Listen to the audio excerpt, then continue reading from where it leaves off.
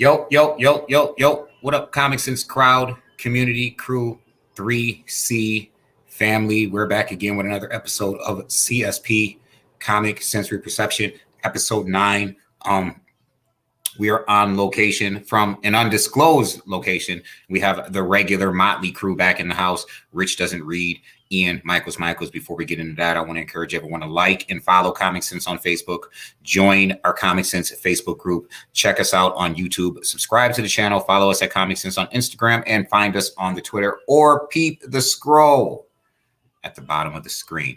That having been said, I'm going to bring the crew in. First and foremost, we're going to start off with the homie Comic Sam, who just jumped in. So, Comic Sam, I just did the intro. Shout out to all of the people. And then I'm going to bring in Ian and Rich. What is going on, everybody? Nice to be here. Ish, nice to see you. Looks like you're on the road, which is exciting, as always. Probably picking up some crazy stuff. But I'm excited. I am out of town.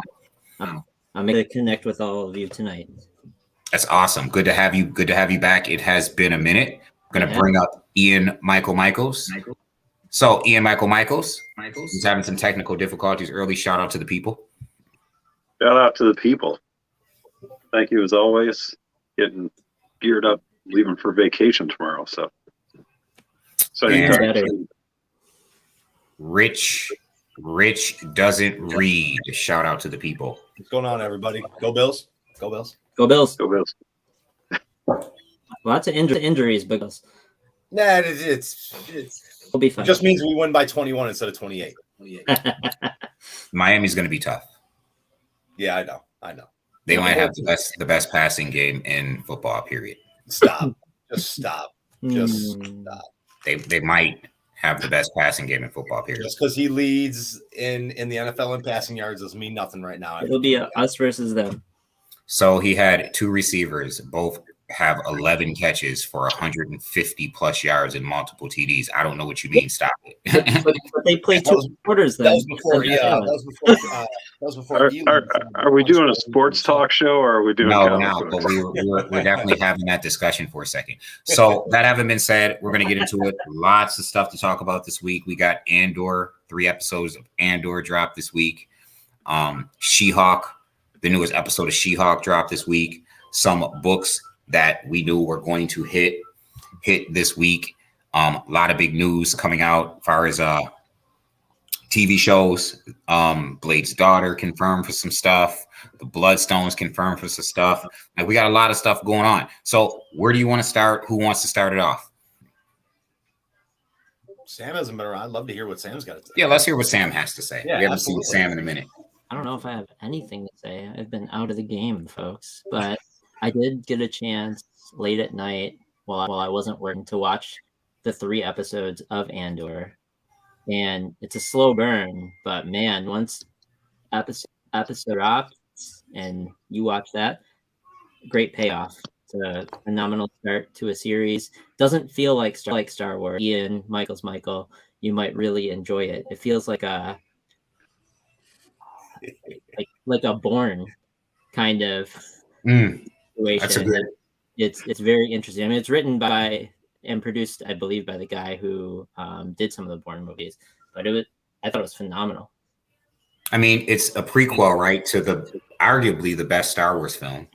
Yes, it's a prequel, prior Rogue One, set before Andor joins the Rebellion. It wasn't even Rebellion at that time, but I think it's him leading up to becoming like a spy and an infiltrator. So it's a really great first 3 episodes.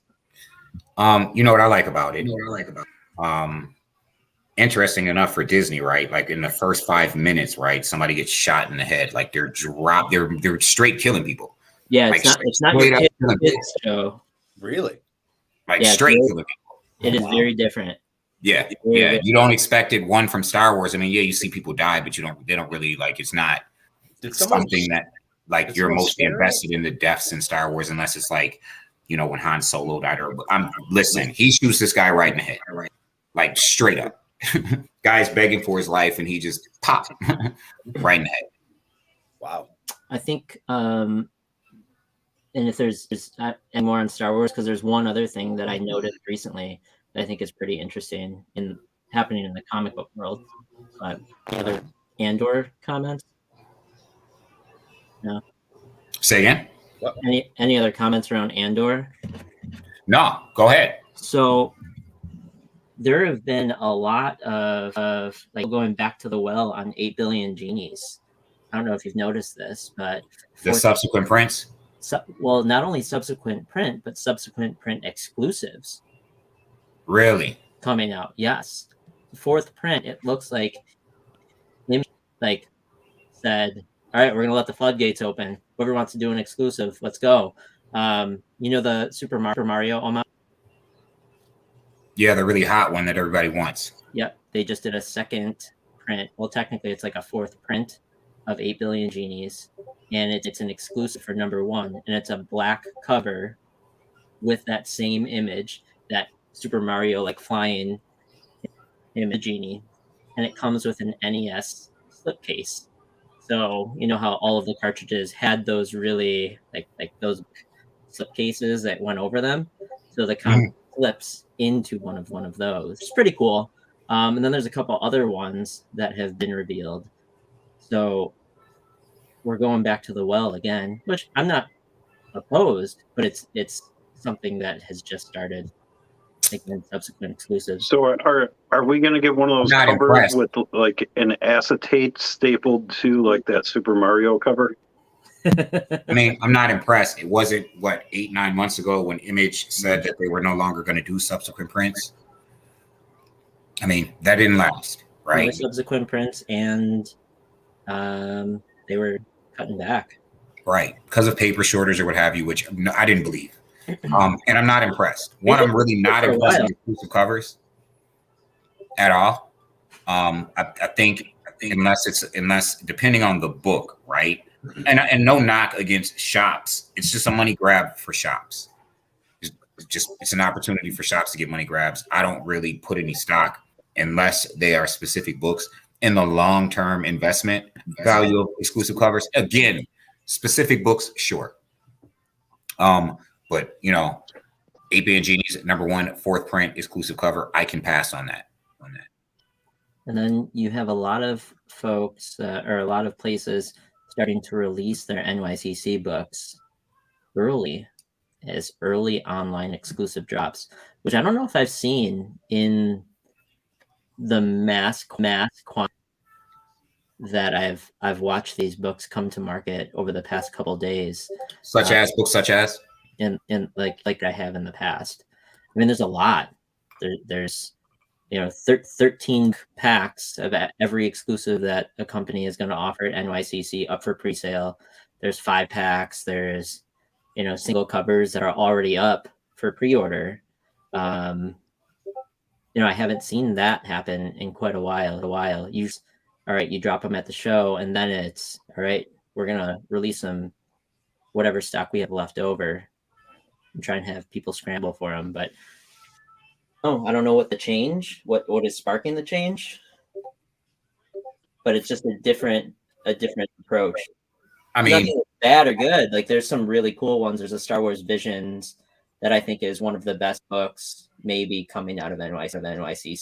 That did really well. I think it sold out today within like a half hour from one of our friends. So really, who's doing the Star Wars Visions? Want me to say shop names on right now? I mean, yeah, if it's an exclusive coming out of NYCC. Yeah, our corner. Check. Our friends from the Comic Corner. Oh, that's dope. Yep, that's dope. Shout out to the Comic Corner for that exclusive. And they did the Virgin cover of the A, which is maybe one of the nicest looking covers that we've seen for the Visions release. That's really cool. Visions already dropped, so that's really cool. Like really, really cool. I think it has a lot to do with the success over the past 3 years of specifically NYCC exclusives. I think people realize, we always say identify trends before they become trends. I think certain enterprising people have realized, and I'm not talking about people who did exclusives, I'm talking about people who put together exclusive packs, right? I think they realized that there is money to be made, especially from people who can't get to the cons. You know, if you have like an OSA, right, available to you without having to be at the con. They unveiled that theirs for NYCC too. Really? Oh yeah. I'm talking about an SIKTC #1 OSA. It is. Did you see what they did? No. So it's that same cover. Sketch. Oh, so they're doing another one? Pencils. #1. 19. Okay. If it was a #1, I think that would be different. But it's a number 19. It's already getting lots of like heat, I guess you would say. It's a classic cover now, so it looks solid.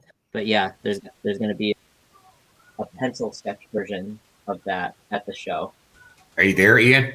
Yeah, can you hear me? Not really. Kind of hear you. You got to turn it up. Turn it up to 11. You see what Peter wrote? I'll be going to New York City Con Sunday 10/9. Let me know if you guys need anything. Peter, I'll see you there. All right, what about now? Are you going? I'm going. Nice. So I need a high grade giant size #1. I tried telling you about that one.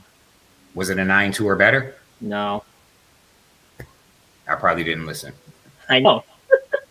If it wasn't a 9.2 or better, I probably didn't listen. I just actually Grade snob. I just priced one the other day for $8,200 for best offer. Well, I saw one grab that you had from a friend of ours. Yeah. You saw that Nick's. We also got a Silk, a first appearance of Silk as well. I sent one of his posts over the show, I think, Andy a while back. And Say again? I sent that post with all those books to you guys a while back. I can't believe they're still available. What are you talking about? The post where he had all those for sale. I didn't know you sent them. Yeah, I never saw it. Right. Well, he has a ton of Nick. Well, he has one less. Nick's #398. He has some really great books. Yeah, he does. Really good graded books. Yeah, we got that Nick's #398. We got that Amazing Spider-Man #4. First appearance of Silk. Snatched that up at a 9.8. So listen, I'm going to say something right now, right? As the comic market preceding the rest of the world is already in a recession. And for those who have the resources, now is the time to buy those big ticket ebooks. Yep. I mean, prices are plummeting on them. Now is the time to buy the big ticket ebooks. I've seen Amazing Fantasy 15s drop thousands of dollars in price. Thousands of dollars. Not hundreds, thousands of dollars. And now is the time. That Nick's 9.8 cost me $15. A couple months ago, it was a $2,200 book. Yeah, now is the time. Congratulations, because that's awesome. That's awesome. I'm so happy for you. Yeah. Because you weren't getting mine at that price. And Ish, I might have an in on another one for you. I just told you, if you can find another one, we're in the market for another one. Was just going to say huge market correction on AF #15. I don't know that that's a correction. I think it's, I've been talking to dealers. I've been talking to retailers. Nobody is buying now. Everybody is trying to sell. And they're selling at, I mean, talk about bargains. Talk about bargains on big key books. The comic market isn't collapsing. People are trying to move product. And we got to be real bullish on it. If you got the loot. I'm trying to sell stuff, dude, and it's hard. It is. It's hard. I'm trying to buy. Shoot, I'll run an auction on comiXsense. You could all buy it. What do you want? What do you want for that Nick's #3? Oh, I'm not selling the big stuff. If anybody's got that C56, y'all let me know. I'm looking for the big stuff. Yeah, I know you will. Wilton says, I was stuck trying to get a Hawk 181.98 and passed up tons of great books. Now I can't afford a 5.0. Listen, those prices are dropping right now. I mean, smart people are sitting on those books. Smarter people are buying. This is just my opinion. Refute me if you want to. Y'all can find this video on YouTube. It will be here for the world to see forever. So you can definitely refute me if you want to. I'm telling you, smart people are buying now. Shout out to Nick Matthews. He said he's selling that next to me. I just got mine, Nick. Well, comiXsense just got one for really good price, 9.8. Again, it is, and no one's buying, but it's a buyer's market. It's a buyer's market right now. Buyer's market. You just have to be willing to sell at the prices that stuff is going for. Pete says he's going to try to do damage to his ASM list down to 66 issues to complete the run at NYCC. That's a good goal. Wow. What 66 issues do you need, Pete? Like, what are we talking about? Are you talking a run of 66 or just random 66 or sub 100 66 issues? That's impressive. That is. It is. An Amazing Spider-Man run is a very difficult run to complete. Sam? Yeah, it's a labor of love. Especially, I know, you're going to buy the right copy, and it's a pain to try and track some of these down in the grade that you want them to be in. Wow. 95 to present. Pete has 95 to present, and you have the full run, right, Sam? Yep. I'm sorry, Sam. You have the full run of ASM. The full run. It's not in. They're not all in the quality that I'd like them to be, but I have them all. So good for you. So Sam, what do you consider? What do you consider a full run for people like me who are very OCD? No knock on anyone with OCD. Don't mean it that way. Very OCD with like my X-Men run. What do you consider the full run? Even the legacy stuff? What do you mean? Like the stuff that came out after the first volume ended and they started giving it legacy numbers. Oh yeah. Yep. Now I don't have. Says definitely a buyer's market. We just sent out a 25 book batch of Star Wars, most newsstand Dark Horse. Yep. Pete says he doesn't have anything less than a 4.0 in ASM. That's really cool. ASM is tough, man. ASM is really a tough run to put together. You got to get those big books right away. I was just talking about my Uncanny run. I'm kind of glad I got some of the bigger keys, at least from 94 to current, out of the way early. I was buying those things like the Dark Phoenix Saga and like the first Alpha Flight and stuff like that when they were like $100 books, not anymore. And this was just a year and a half ago, 2 years ago. You know what I mean? First Dazzlers or things of that nature. So I get it. Amazing Spider-Man's even tougher, especially when you get to like 50, right? Or like the first 20 and then 50. And then like there's so many tough books in that ASM run. And then finding them in grade. Like finding them in grade is really like a good grade. Like what's a good grade for an ASM run? Like I'd say 3 or better. So yeah, that's where I started. My minimum was a 3.0 or better. Mm-hmm. And I played the upgrade game. And then it became 6.0 minimum, except for one, which is still a 4. But eventually, one day. I mean, there was a guy for a while, he had that run on eBay where everything was 7 or better. Even the AF-15, everything was 7 or better. And you had the whole run. Won at like 140K, something like that. It's like 140K, but he had the whole thing. It's tough because like completing, I think having each issue is completing, but then I know Wilton, who's talking about Spawn in the chat, he's trying to complete everything: newsstand, variants, unreleased, sketch employee only variants, stuff that I've never seen with my 2 eyes in real life. and that's like a level of completion that I think is that's a real labor of love too. Both of them are, but it to go 800 issues now 800, and now look at all those variants and store variants for Spidey. If someone has the complete, hats off to them, because that is insane. I am nowhere near the every variant complete. I don't even know if it would be worth it to track down some of those crazy ones. I mean, I try with X-Men. Oh yeah, I know you do. I'm very much, I want, if it's uncanny, if it's that run. And now I got even more OCD because in 2021, I decided that volume 2 is part of Uncanny. So I got dumb and was like, all right, so now volume 2, you know what I mean? At 281, volume 2 starts where X-Men Gold and X-Men Blue separate. And it's like, because it was pretty much the same book for a long time, right? 2 different teams of X-Men, but there was really one team split into 2. Scott leading one and Storm leading the other. So it was like, okay, volume 2 is now part of volume 1. And then I put classic X-Men in there. You know what I mean? So it's like, because they're reprints. So classic X-Men has to go in. Moving target, man. That's just yeah, bro. I mean, I just got a huge run of classic X-Men. Same day I got that Knicks. I got 30 issues for $1 a piece.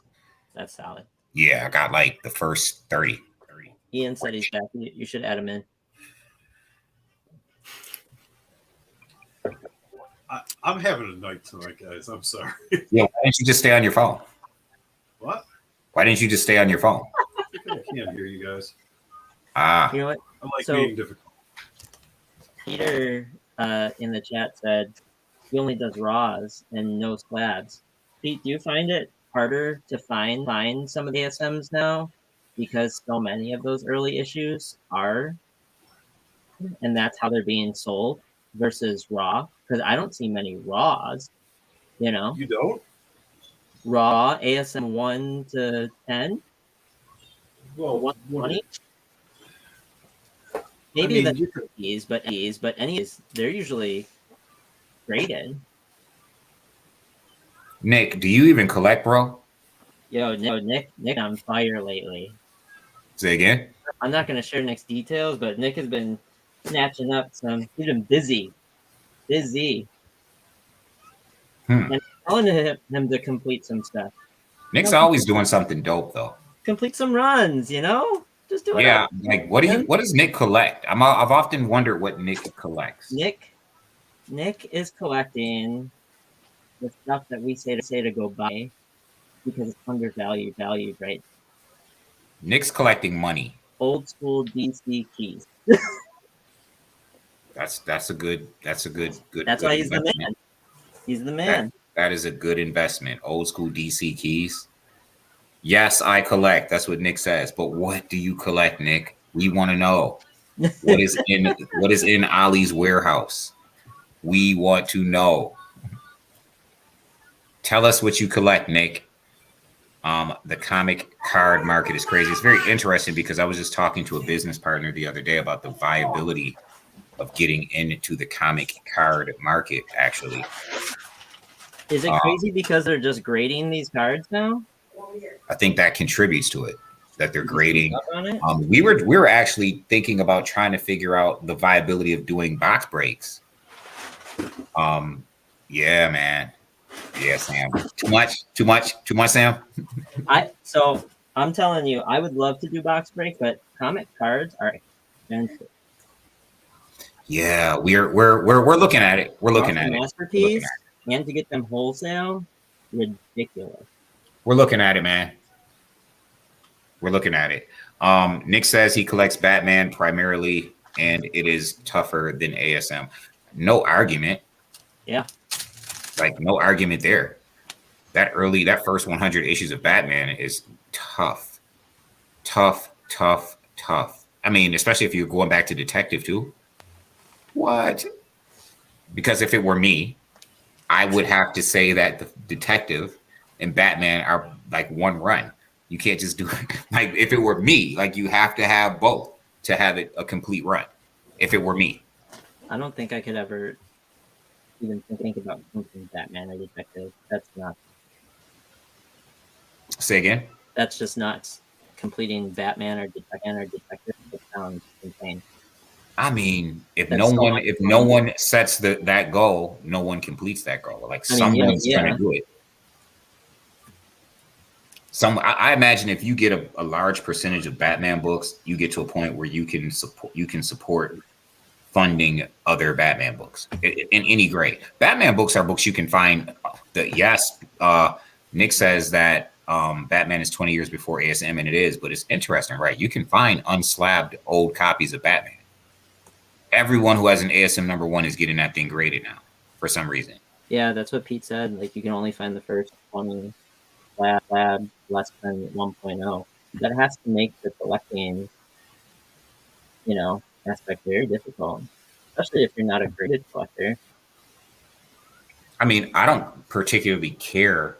So I wanted my X-Men run to be raw, but certain. I mean, I had to flip the script on that and just be like, yo, I'm buying raw books that are coming in the grades that they're advertised as, because grading is subjective. Yeah. So I'm like, you know what? I want this book signed by Chris Claremont. It's graded now. You understand what I'm saying? It doesn't have to be a 9.8, but it definitely has to be like 9 for me, 9.2, 9.4 or better. For my near mint plus range. Yeah. I like that. Yep. I think so. That's and the thing with X-Men though, X-Men is one of the easiest runs, not easiest, easier runs to put together, because with the exception of 1 through say 17, you can find the majority of those books in 8.0 or better. Raw. You can find the majority of everything 20 upwards, you can find 8.0 or better raw. You can find 9.0s of like issues 50 through 60 for fairly good prices. Nick, you told me to do that. You told me to take every book and piece of art I own in the run and trade it for a Batman. Peter, you're just gonna have to break down and get a graded copy and crack it. What up, J Rob? You're just gonna have to get a graded copy and crack it. That's just what it is. Peter's right. A big chunk of X-Men pre-100 are reprints. Mm-hmm. Do you think, like, for you who collect older books, like, is there a certain point in the number where you go, okay, now my minimum grade goes up significantly? It goes from a 3.0 to I have to have a 6, I have to have an 8, I have to have near mint plus. Like, does that change for you ish from, let's say, you get an X-Men #1 through 50? Like, where's the for you in your collection? Because it might be different for X-Men versus Spidey versus something else. But when does your minimum requirement jump for your X-Men? You mean decrease? Well, decrease. Yeah, decrease. But I mean, if you started at #1, like, where would your minimum be? And I would take it as continue moving up. Like, there's a minimum. So I think anywhere between 5.0 to 7 on #1 is still doable. Woo! It's doable, but damn, that's gonna hurt. That's like, I know another guy who's a big X-Men guy. It's possible though. Like, I saw a 6.0 that someone had for sale privately at 25. Yeah, I That's think the lowest in forever. I think my buddy, his is sitting at either an 8 or 7.5. Mm-hmm. But I mean, again, huge X-Men collector. I mean, I think there's a short window right now where you can get 5 to 7s for under 20K. But I think that window is really short, and I think we'll see them though. I think we will see them in this very short window of comic recession that we're in, because we're in a comic book recession. Oh yeah. If people didn't realize it, wake up and realize it. There is a recession in the comic book market right now. And even with shops aren't ordering in an overly large number of books. Like, even shops are cutting down on what they're bringing in because they don't want it to sit on shelves. Yep. And that's what's happening. They're paying rent to store common comic books, like common issues. But yeah, right now, I think a 5.0 to a 7.0, I think we'll see that go. Maybe not 20, maybe 25 or lower. So let's go to issue 4. Issue 4, what's the minimum grade that you would want? For issue 4? Yeah. Well, I don't think issue 4 is as important as issue 1. Well, no, I know, but that's what I mean. Like, but then again, I don't think issue 1 is as important as, and I'm about to say something that I probably shouldn't say. I don't think issue 1 is as important as Giant Size. As Giant Size. I knew you were going to say it. I don't. That was what I was waiting for. I don't. Like, I think Giant Size is the single most important issue of X-Men. I think the only thing that makes issue 1 important is Professor X and Magneto. That those really matter. But those 5 X-Men that are cool, I guess, pale in comparison to the popularity that we got with that international team in Giant Size #1. I think Storm is a much more important character. I think she's one of the most important characters in comics, period. Right? I would put Wolverine in there, but he didn't appear in Giant Size. You know what I mean? So, yeah, Storm is a big character. Well, we know you want to be in the 9 for Giant Size, right? Yeah, 9.2. Yeah, at least 9.2 minimum. So, like, what about 101? Like, is there a minimum grade on that? Say again? What about, like, 101? Do you have a minimum grade on that? Well, I have a 9.2 signed by Claremont. And I kind of feel like there's... I'd like a 9.4. I mean, we know a certain retailer that's at the cons that he's sitting on a 9.8 of 101. Like, there's 9.8s out there. Oh yeah, it wasn't not a lot. Hard book. 9.8s are like $12,000 right now. Yep. So I mean, I'd like a 9.8. I'm not gonna jump off the porch for a 9.8 because that book is such a. So what people aren't gonna realize, and if they don't have Uncanny X-Men 101, they should buy it now in any grade. Uncanny 101 suffers from the same. It's got the same lack of circulation as Journey into Mystery 83 does. You know, like if you go on eBay, you're not going to find 30 copies of Uncanny 101. You may have 30 copies of Uncanny 101 ranging in grades. There just aren't tons of it circulating in the market. When I say tons, there's not 100 copies circulating at a given time. There's 30. I mean, don't take my word for it. You can just go to the sources. I've tracked 101s. There's maybe 2 or 3 9.8s. There's some 9.4s, some 9.6s, which is weird because Claremont has signed 3 times in the past 2 years. And you would think you would start to see more signed copies of that book, but people just are afraid to get that thing cracked. I got mine cracked and signed, but people just are afraid that once it's graded, they keep it. They're afraid to get it cracked, it appears. So you just don't see tons of Uncanny 101s floating around. And that's a book that people have been waiting to start working on their X-Men run. First of all, you waited too long. You should have been, since 2018, you should have been collecting Copper and Bronze Age X-Men in particular for the Uncanny run in particular, starting in 2018. But 101 is a book, I mean, listen, Probes and I often argue over which is the most important 101. ASM 101 or Uncanny 101. And I'm always telling them, hands down, Uncanny 101 is just a more important book. I agree with you. And I'm an ASM. How many times have you tried to like strongly promote that I buy that 101? Buy it. I need to buy one back. I sold mine and I kicked myself about it. So, but my whole line of thinking is anytime I get a good Uncanny book, it ends up in the position of... And that's true because I only got one Uncanny from you ever. Ever, actually. 101 is my favorite cover.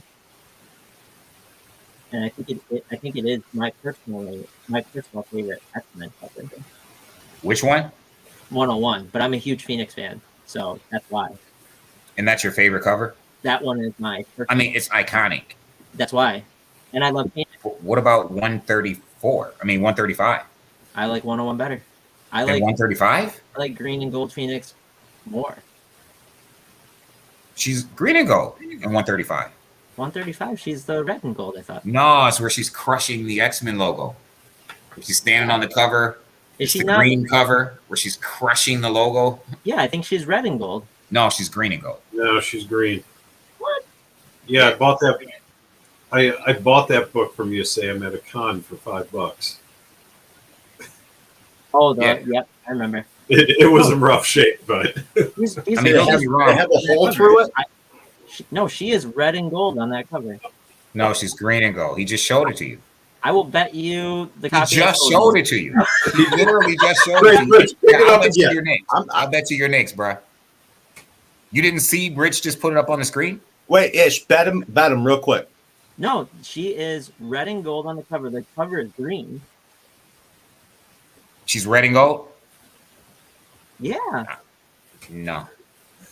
That doesn't look red. That doesn't look red. No, man. bro. She's not red and gold on that cover. 134? 135. 135. Yeah, that's red. Her costume. Yeah, is that red. is. Yeah, that is her in the red. Yeah, that's what I mean. That is her in the red. I said that's what I said. No, you're right. You're right. That is her in the red. You're all ridiculous. You should have bet me. Does that look I should. I would never That do that. doesn't To look you. red. Ish, I'm gonna be Right, honest. It doesn't look red. I was right. I wouldn't have. Shush. I don't have the cover handy. I mean, it's on my wall, but I'm not obviously home. I mean, it kind of looks black. Get out. That's get what out I of was here. saying. It kind of looks Red black. highlight on the side. It looks more brown than it does My red. gosh. What grade is that thing, Like- Ian? Like 2, 3? Yeah, Nick, I you're mean- gonna do fine. You're gonna do fine on that book. I did not make you do that. You do that. I would if you had 2 copies. So Peter says X-Men 100 is his favorite cover. Definitely Another It's a iconic great cover. cover. It looks black, man. It doesn't look red at all. It has red. X-Men 100 is another iconic cover. Probably homaged almost as much as Giant Size has been homaged.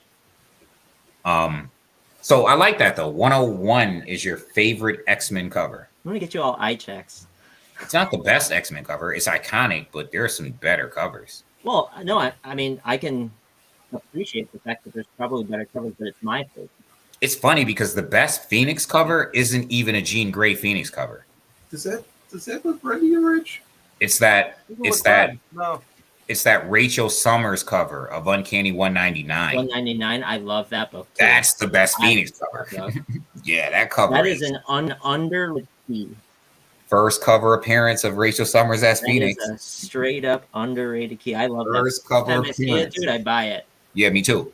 Me too. Every time I see And it. one day they're going to be saying that. 100. First cover appearance of Rachel Summers as Phoenix, Uncanny 199. And that's the best Phoenix cover to me. Like, Are we it's specking crazy. the X right now? Say again? Are we specking the X right No, now? but we just talking. We talking. That Uncanny X-Men 199, Sam called it, is one of the most underrated X-Men books out right now. Period. That book, I still think 160 is It is John Romita Jr., but John Romita Jr. didn't always suck. If you look at his run from like 190 through 200, he was okay. yeah. Uncanny X-Men 207 is an okay cover, like an iconic cover. Iconic cover. Then he turned really bad, but 207, even 206, those covers weren't bad. And then all of a sudden, it's crazy because I didn't realize that the horrible John Romita Jr.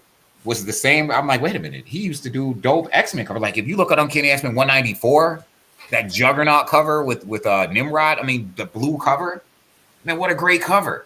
Yep. Like really good work on those covers. 193 with the Hellions and the New Mutants, and like he did really good work. He catches like lightning every once in a while, you know. Peter points it out. Even his initial And ASM then he does stuff like this. awesome. Yeah, it's pretty bad. Like there's that iconic Spider-Man in the rain. Yes. That is one of the best Yes. Spider-Man covers, I think, ever in terms of depictions of Spider-Man of that era. awesome. The problem is Spider-Man has so many good covers. And I'm not talking about the iconic covers. In that He has era. common covers that if you look at them, you're like, yo, this is a really good cover. And no one is calling it iconic. Mhm. He just has common covers where like there's so much action, really good art. And no one is calling these covers iconic because Spider-Man just like the X-Men. The X-Men has a ton of good covers. A ton. I mean, they've had some great cover artists. Obviously, the best artists in comics were lining up to work on X-Men, especially in the 90s. So then in that case, since you brought up iconic covers and you mentioned Spider-Man, what is the most iconic Spider-Man cover? I mean, that's subjective. It is. I mean, there's a graphic novel with him and like a giant spider that's like old school joint. That's like dope. You know what I mean? Spider-Man 50. I mean, Spider-Man 50 is One of the most most. It certainly. Okay, let's put together Spidey's top 10. Ooh, that's tough. Oh, damn. The Romita Jr. Craven the Hunter, which I have. The one where he's coming out of the ground. Yes. You want that's the ground with the tombstone, right? Yeah. Yeah. Are we gonna put that on the top 10? No. I mean, it's iconic. So I mean, it could be at the bottom. Has it been homaged? I think it has. It has. I do agree with Spider-Man 50. Yeah. I think 50 is maybe number 50 because it's been homaged a million times. I guess you got to put 300 on there. It is Spider-Man 300. no more. 300 has to be there. Do we say that Has to be on ASM there. Which one? 39. Yeah, 39. 39 for sure. 39. What about The Punisher cover? 129. what about number 36 from the second run? The 9/11 book. World Trade? I wouldn't call that iconic. It's black. It's all black cover though. I mean, but I'll be honest though, most people do know what that is. I mean, I agree with Wilton. I'm tired of 300. But 300 Yeah, but we're talking iconic though, right? Oh, I agree with you. It's iconic. Spider-Man number 1. The number 1. I agree with that. I think 121. I'm talking not ASM. I'm talking adjectiveless number 1. No, yeah, I agree with you. what about 41? ASM 41 with Rhino on the cover? I mean, is that iconic or no? I think you need 121 Death of Gwen Stacy. You need 100 with all You need the 129. surrounding them for just 100. I honestly 129 is Punisher, right? Yeah. Yeah. Oh yeah. So which is the more important 129? Uncanny or ASM? It's ASM. I got to go with ASM. But Yeah. You get Punisher and Jackal. And I love Emma X-Men Frost 129. and Shadowcat. Love that book. I got to go with 129 too. But man, X-Men 129 is close. I love X-Men 129. That is Emma Frost, Shadowcat, cameo of Sebastian Shaw. And that's a book you should, if you have the means to go get it now, go get a 9.6 and a 9.8. Like 9.6s aren't cheap anymore. 9.8s are like $12,000. they've gone down. Oh, you're right. Inflation. They've gone down. Like Yeah, inflation. they were super cheap for a long time. I gave a 9.2 away, signed by Claremont. Yeah, that's crazy. I love that book. Yeah, me too. Love that book. I mean, it's Shadowcat and Emma Frost. Wait, did we name the top 10 of these Spideys? So we got 121, 129, 39, 50, 300, Spider-Man number 1. That's 6. I'm standing behind 47. You got to put 101 on there, right? Yeah. No, What? You don't think 101 is iconic? no. I think that you look at ASM 3 with you look at ASM 14 before you look at 101. There's one for you right there. Oh yeah, I mean that. Do we put 360? That's the best. No. That's the king, right? Do we like 252? That's an homage to 15. You know? I mean, first Carnage. Let's just toss it out there. Yeah, that one is pretty iconic, man. I don't know. I don't agree. Stop it. Stop yourself. Any kid in the 90s see that book and you're like, you go back a little bit, and then that's 300. So like, but has it been homaged? So are we saying that for it to be a top 10, maybe it it needs to be like homage? there has to be a certain, like, are we talking there has to be subsequent prints? There has to be an homage cover? Like, people just, like, there's a classification for you to make this at like a top 10. No, but generally iconic covers get homaged. I'm not saying that's the criteria. Has every cover that we've mentioned been homaged? Almost, yes. Spidey 1 has been homaged. 50's been homaged. AF-15 has been homaged. What was the one that Ian said? 300 has been homaged. I believe 129 has been homaged. Hold on. Did we say the McFarlane Spider-Man one? Yeah. Okay. Yeah. All of them that we've mentioned so far have been homaged. I mean, he that's the criteria, though. He homaged his own cover, and that's This is the list that I have written down from what we spoke about, and we have 8 so far. So just tell me if I need AF-15, 300, 121, 50, 39, 100, 129, and Spider-Man #1 by McFarlane. What am I think you're missing Kraven's Last Hunt. Do you think that's one of the most iconic? The tombstone? Where he's coming out of the grave? I would say 361's more iconic. Yeah, Sam. No. Carnage? Yeah, it's more easily recognizable. Yeah.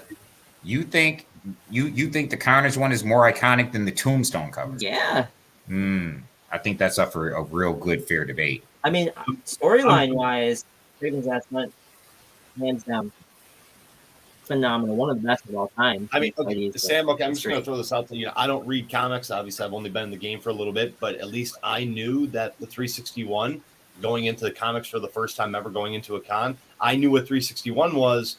I had no idea what the other one was. In fact, I saw that, I walked past that not knowing anything about it. But 361, I'm like, oh, that's. I'm glad you prefaced you didn't know anything about comics, so that just kind of, I'm glad you prefaced with that. But no, the cover is iconic, and it's that's the point. At the time, I obviously I still don't read, but obviously I gained. I don't think 361 is iconic. I think it's recognizable because Carnage is his first appearance on the cover. It's a recognizable cover, but iconic, like I mean, it's 3 votes to 1, so I mean, it's still subjective. It's still subjective.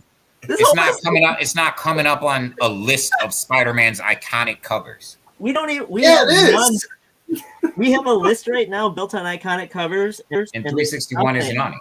There's nothing from 1 to 20 in here, which is a travesty. It is because they're all iconic. They're right, every one of them. Yeah. But not recognizable. I think 3, 9, and 9, and for me, growing up, were always the book. Doc Ock, Electro, and Green Goblin. Those covers. That Electro cover, yeah. So most casual fans, if you took the numbers off of those covers, couldn't tell you which issue it was. But if you took the number off of 361... They couldn't tell you it was 361. They would tell you it's the Carnage. That one, they could probably tell you that more. You like a no, they could tell you it's the first appearance of Carnage, but they could. You know how many people don't know the first appearance of Carnage, but they know that cover. But they are not going to be like, oh, it's ASM 361. But here we go. So ASM 301. But people know 301. But there we go, an iconic cover. One is just looped into 300 in my opinion. Yeah, it's just a 300. Yeah, I love it. It's like saying 316, which is pretty much just Spider-Man #1. Oh, 316 is awesome though. It is, but it's pretty much Spider-Man #1. Oh, screw it. Secret Wars 8. Cool, done. Okay, so that's a good point. So Key Collector's got iconic covers. They've got 60 something on here, and there are some ASMs that they put on there as their iconic covers. Mm-hmm. One of them is ASM 47. Another one's 347. Another one is 55 by John Romita Sr. So I mean, they put 55 and not 50. I know. No knock on Key Collector, but look, man, I'm knocking on Key Collector right now. I want to bring that up. I was shocked when I'm going past. I'm like, 50. where's 129? Like, where are the ones that we talked about? And again, Ish did say it is subjective. All right. We have 9 if we count Secret Wars 8. If we're all in agreement, Secret Wars 8. This is a good point. I believe he's talking about McFarlane's Greyhawk cover. True. That is true. That's a good point. Yeah, that's actually really funny. I didn't know that. So, damn. Yeah, I believe he's talking about that Greyhawk cover, which I think they all stole from Sam Keefe's Wolverine on Marvel Comics Presents. I'm just saying. I think they all stole personally. So, since we brought up Key Collector, of course. Once we finish out this debate and get a 10th book of the Amazing Spider-Man, that's iconic covers, and then someone's going to come in and be like, "Hey, I got it. ASM 55 Gleason cover." Why? Because it went to 4 or 5 prints? Is that why? It went to 3. But I mean, how he keeps doing it, and it doesn't get old. But Peter's not wrong, though. I was about to say, Peter's not wrong. It's old. Yeah. What do we think of Web of Spider-Man #1? I mean, personally, I like Peter Parker, the Spectacular Spider-Man #1. I know it's not as recognizable, but it's a great cover, man. It is a great cover. But it's great, iconic. I didn't say it was. But see, I'm not saying Amazing Spider-Man 361. But even still, I don't know if that becomes an iconic cover though. Peter Parker? No. I mean, I don't think it meets the criteria. What's up? Web of Spider-Man #1. I don't know if that is considered an iconic cover. We have to be able to come up with the 10th without tapping. I mean, you got to say ASM #1. Yeah. But that's easy, right? That's easy. Yeah. This is comiXsense's Right. top 10. Right. So you don't have to put it in there. I mean, I agree. ASM 1. That's. I mean, why are we hard pressed? Why are we hard pressed? Do we like the Civil War covers? No. But you don't call them iconic either, though. No. I liked a couple of them. I mean, we could just go with ASM 55 to Gleason. My wife walks around with that shirt on. Yeah, my wife owns a Spider-Man shirt. She walks around with it on. She goes to work wearing it like that. That's her cover, man. Yeah, we're not going to just settle for that for the Gleason cover. I think we put #1 in there. Are you guys saying my wife's got bad taste?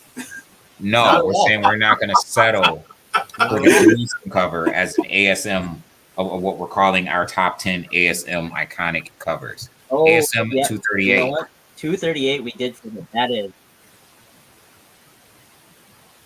We got a Hobgoblin cover, right? Yeah. Yeah, the green one. Mm. Why do I know this stuff off the top of my head? It's a purple. It's because you hang out with tropes all the time. Yeah, that's a good point. Tropes doesn't know this stuff. Tropes knows Spider-Man. Right now we're hating on vintage Spider-Man. Do we like 194? I do, but I don't think it's as iconic as any of these other covers that we've talked about. What about Wolverine versus Spidey #1? No, I really like that book, but I don't think What about that Spidey versus Superman? it's not as iconic. But the Treasury Edition, Yeah. I love that book. I don't think people know it or revere it as high as it probably should be. It's an incredible book. Yeah, it should be. It should be high. I don't think it qualifies as iconic though. It should definitely be higher. So we're gonna be stuck at #9. No, we just I got to go get my kid a pumpkin cinnamon roll. I'll be right back. Yep. we just said 238. I completely agree with 238. I would agree with 238. But How many times did they homage that cover? Again, another one they homage. yeah. 238. Yeah. They've homaged it a few times. I need to go look at 238. It's like the What about? Oh, no, that's no. I was about to say 373, but no.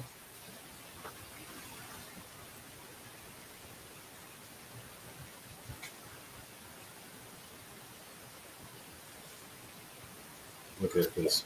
That's a tough one. That's a tough one for that last one.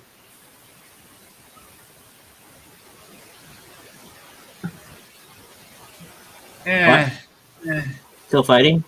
We're still we can't. Yeah, I'm not high on 238 as iconic. What? They homage it all the time. He's ripped Spider-Man in half. That's iconic. Iconic. What's an homage to 238?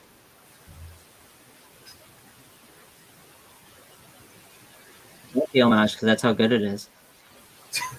I've never seen an homage to ASM 238. I have, and they're not great. So Okay, that's probably why I haven't seen one. Okay, so consensus, we'll take 238. okay. I think there are better Spider-Man books out there, but we'll take 238. Well, I definitely think there are better Spider-Man books out there. I mean, you won by not having 361 in there. So Why is it so hard to get 10 ASM iconic covers? We could do it with X-Men in like 30 seconds. no, we would argue about that too. We probably would, but I feel like it might be easier with X-Men. But there's more offerings because it's easier with X-Men. I don't think so. Well, Are we really going to do this? No. I was about to Why say don't you we're think so? not going down that road. why not? Let's just agree to disagree that. Oh no, why not? This is That's what we a good do. point, but why not? I mean, we got. I I mean, mean, the final list. I got a vacation to go pack for. Do you want to hear the final list?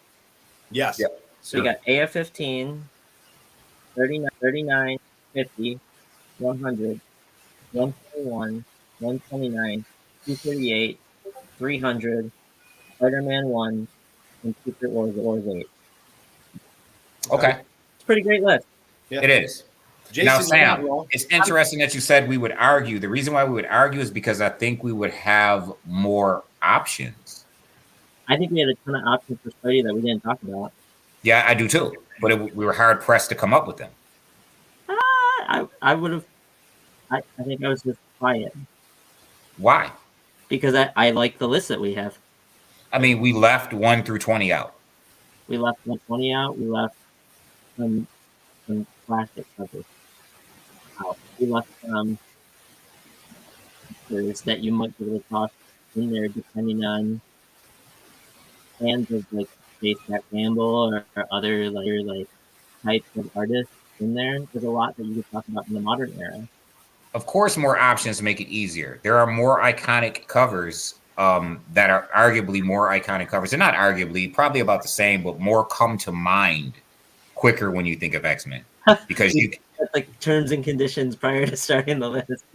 you have more characters. Like there are artists that just love Storm and did Storm covers, and then in the early 2000s there are artists that just love Psylocke and did Psylocke covers, and then there's the Wolverine covers, and then like there's so many. There's the Welcome to the X-Men, Hope You Survive the Experience cover that's just been done over and over again, and the giant size cover 100, 101. Like you could really just start throwing covers out.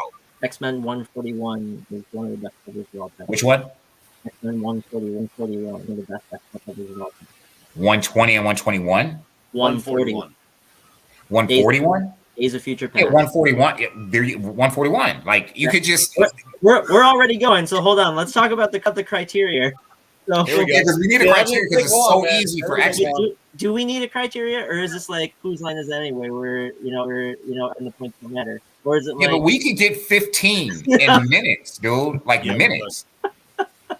So, X-Men Well, number one. So for the first for X-Men, are we just going to say 1 through 3 or 1 through 4 right off the bat? Just goes on the list. Is that- I mean, I think we have to eliminate 1 through 20 altogether. Too easy. What? to make it harder. No, it's just too easy. Okay, you're not because you're going to take the first. You're going to take 10 of the 20. So okay, Yeah, For you what- can for at least X-Men? 1 and 4. yeah. for X-Men? I don't Yeah. think. I think there's one cover, 2 covers, 1 through 10 that would possibly make my list. 1 and 4. 4. 4. That's it. 1 and 4. Yeah, 1 and 4. which those are too easy. Right there, Pete. X-Men #1. Yeah. He's a good point. All time. I mean, Jim Lee X-Men #1. Like we could keep going. It's so easy. Hold on. Jim Lee X-Men #1 is an homage to X-Men #1. Jim Lee X-Men Okay, but it's 4. better. So again, 1 and 4. Yeah. Well, Jim Lee X-Men #4 isn't really. I don't think it's. There's so many books that are way over that cover. That Omega Red cover. So many books way over that cover. Mm-hmm. Like way over that cover from X-Men. Stop yourself. Huh? Are you serious? Like, wait a minute, what? We got Days of Future Past. We got 101. We got 134 and 135. We got we got 136, 134, 135, 136 all in a row. How many times? We're gonna throw 300 in there with the hologram X's on the cover. That ugly John Romita Jr. cover. we're not doing that. Boom. Right there. Pete just needs to come on the screen for talk. Hulk 340. But I'm not calling that an X-Men cover. X-Men cover, but man, Wolverine cover. Maybe one of the Wolverine covers of all time. Stop it. I mean, What do you mean? No. I think it's one of the greatest Hulk covers. Okay. Yeah. Greatest With Wolverine. Wolverine on it, but I think there are better Wolverine covers that don't get that type of credit because this was a Todd McFarlane Hulk cover, which was really dope. Really, really dope. And it's iconic. It is iconic. Can we put 130 in there? No. You don't think 130? Well, 101 is definitely on the list. Yes. Why did you say 130? It's Dazzler on the cover, man. That thing's beautiful. All right. Are you just throwing key books out there from the X-Men and just calling them iconic? No. I think he is. I really think he's just pulling random numbers. He's like, I think this is a key, but I'm just going to go with it. Oh, Jay, we came up with a ton. Like we already exceeded 10. If you look at the Jim Lee X-Men #1, which is homage to X-Men #1, if you look at 101, if you look at 141, if you look at 134, 135, 136, there's so many that you could just choose from. 211, 212, 213, 221, like really iconic covers. 300. I mean, if we're talking X-Men, I mean, Ish, I know it's your favorite, 266. That's pretty It's iconic. not a consensus. I agree. So, well, we all agreed on everything we just named. did we? Yeah, Pete, thank you. You just said 266 as well. We just didn't agree on 300 and 130. You got to. We didn't agree on any of Ian's offers. You got to narrow it down to 10. And so let's narrow it down. Are there no modern X-Men covers or like later 90s X-Men covers besides X-Men 1 that fit this criteria? 90s X-Men covers? Are there? I mean, many people consider X-Men #11 and X-Men #24 to be iconic. I don't particularly care for those covers. But X-Men #11 of Jim Lee's run. Is that the one with Wolverine? Yeah. That's a great cover. And then the Rogue Gambit kissing cover. You know what I mean? I think the wedding cover too is solid. I don't think they. So, you know, 141 hands down. At 130 era. Say again? 141 hands down is in the top 10. Yeah, 141 has to be on the list. 141. We all agreed on Jim Lee's X-Men 1 too, right? X-Men 1 has to be on the list. So that's 2 on the list. All right. What else? Although X-Men 1 is an homage to X-Men 1. 266. Correct. That has to be on it. I know Ish doesn't like the cover, but 266 isn't iconic. But it is iconic because everybody knows it. I don't like it. Yeah. I didn't say if you liked it. I didn't say if you liked it. It's I'm gonna pass on that one. Now, is it just because you don't like Gambit? Because no, it's because the art is horrible. It's a horrible cover. It's like the reason why no one is homaging that cover is because the actual art is bad. Past of what we were talking, we're just talking iconic covers. We didn't say if they were good or they're bad, just because it can be a bad cover, but still iconic because somebody knows it. Yeah, I mean, Watchmen has a bad iconic cover. No, Wilton's right. I'll give him that. To know it doesn't mean it's iconic. That's true, but I guess it's a See, that's where it differs between recognizable and iconic. I guess. Yeah, because it's not iconic. It's very recognizable, but it isn't iconic. Would you say that X-Men 200 is an iconic cover. No. I think it's a dope cover, though. I love it. All right, I quit. One of my favorite covers. Love that cover. But it's not iconic. It's not Days of Future Past, which is iconic. Would you go 142 though? What's up? Would you say 142? I like 142. Yeah. Well, I love 142. So I could take 136 and put it snugly on the list because come on. You don't have that cover. You don't have Infinite Crisis. The Infinite Crisis Superman holding Supergirl cover, which that 136 was an homage. That cover has been done so many times before X-Men 136. Say again? That's my cover. What'd you say? That cover. Where she's 136? Yeah. I mean, with those three issue run of 134, 135, 136, I would probably take 135 out, but 134 and 136 for sure. And I don't even want to put 134 on. I'll just put 136 on. See, I disagree. I think 134 would be the book to go with out of the three. 136 is the one that's been just homaged over and over because it's iconic. Would you take 136 over 137 though? Yeah. And 137, I love 137. That was the 137 first. 137 has been homaged, but that wasn't homaged. Of that run of the first. I love that book. That was the what? It was the first book of that run that I ever purchased. Oh wow! So you bought the last issue of the run first. Yep. But I think that 136, I agree with you. That is the standout cover of that little run of the Dark Phoenix. Yeah, that's the one. Then you get 141, 142. 141, 142. Well, let's not put 142 on the list though. No. No. Okay. Let's just put 141. So then we're at 3 books, unless you want to add X-Men. Well, we're at Jim Lee's X-Men. Yep. Right. We're at 136, 141. Yep. What about 101? I like 101. Yeah. I like 100. 164 isn't right. Then these become easy, right? We could say 94. I was gonna say, what about 94 and giant size? And I was gonna say then giant size. We could jump all the way up to.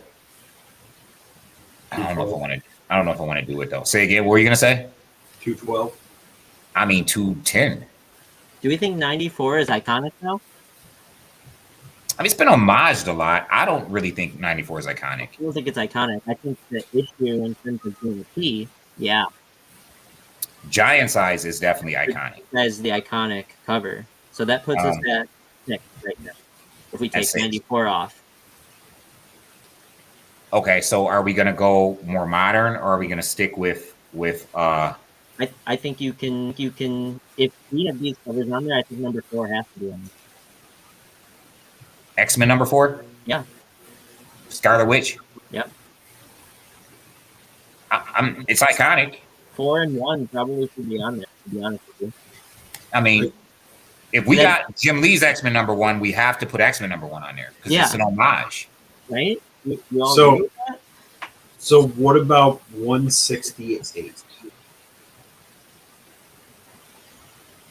Binary?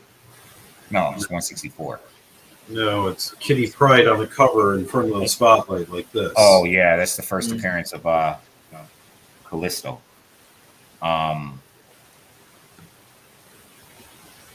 It's the Morlock issue where they kidnap her and want to marry her. No. It's the first appearance of Madeline Pryor.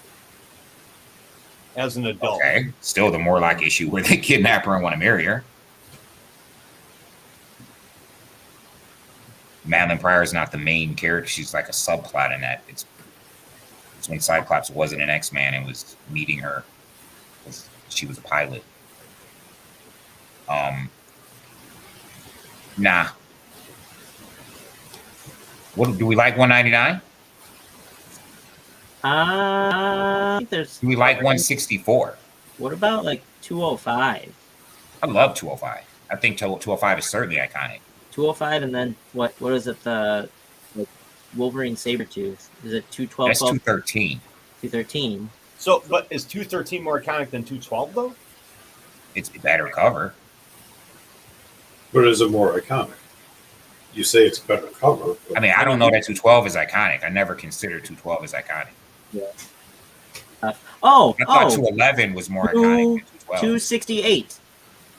We just talked about that. Oh, 268. Oh, the Rogue Captain Marvel cover. No. Am I getting it wrong? No, 268. The cap. Oh, with Captain America, Wolverine, and Black Widow. Oh, 268. I'm thinking of 269. I mean, you could also say the same thing about 240, the Jim Lee Colossus cover. Remember stumbling on that Spider-Man? 268 is iconic. 268 is iconic. What do you think? Yeah. I mean, that stands out in my mind. Like, that's a cover. It's iconic. Yeah. Definitely iconic. What were you saying, Ian? So, remember stumbling upon 268 at a con recently where it was marked for $120? Oh, yeah, the Wolverine Brood cover. Oh, 234. 234. Where he's on his knees.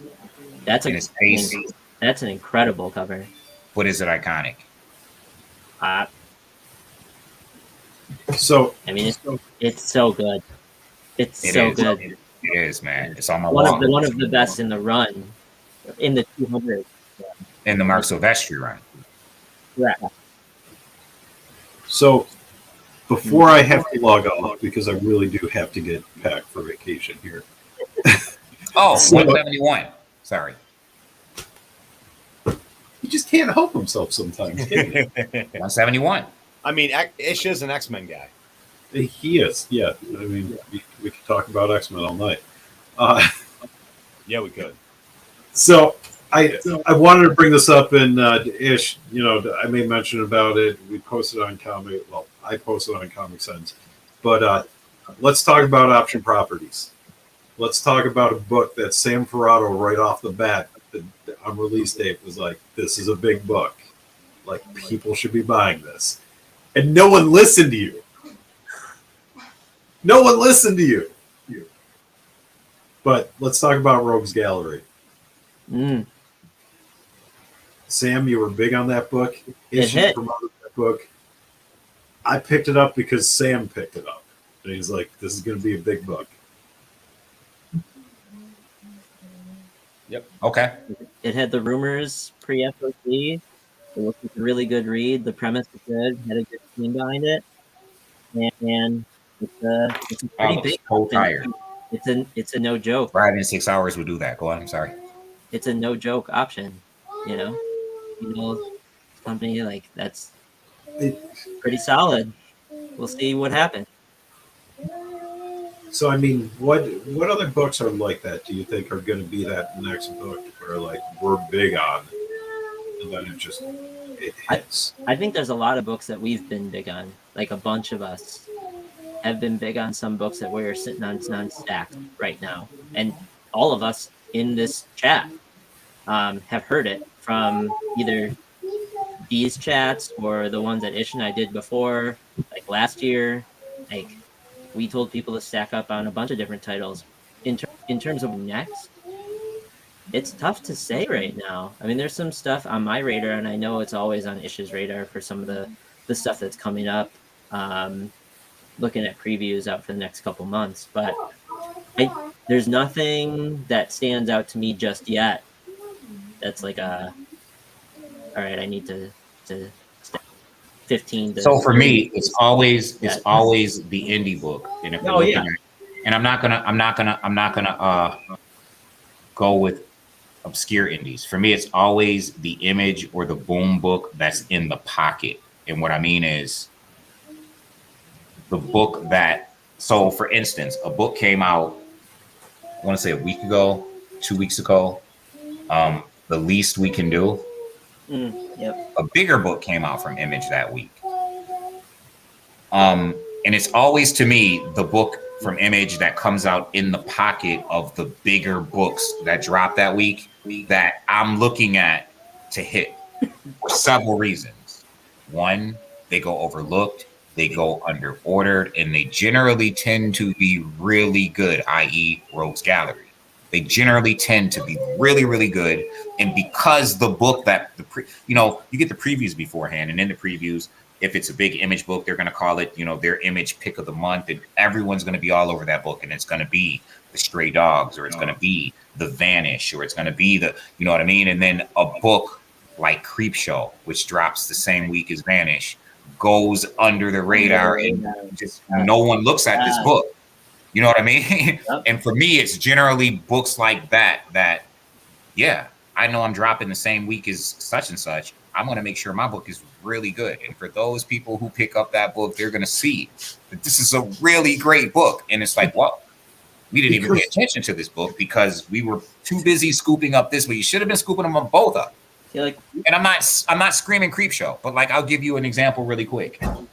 There's a book called The Golden. 8 billion Golden I Race. don't want me to say it. 8 billion genies. That book for us. We had copies. And yeah. We still went hard at Grimm. Yep. 8 billion genies got overshadowed by Twig. And then we were all hyped up on Grimm, and 8 billion genies was sitting to cover the week. And we kept picking them up. I went under the radar because they were hype on so many other things. We knew that with time, that it was nothing. I was not expecting this to happen so fast. I thought we had time to stack like 100. Boy, was I wrong on that. I mean, but if you read 8 Billion Genius #1, you had to know. Well, and that we had preview months in advance. That's a great book. But I think there's books for this a year or two ago that might be.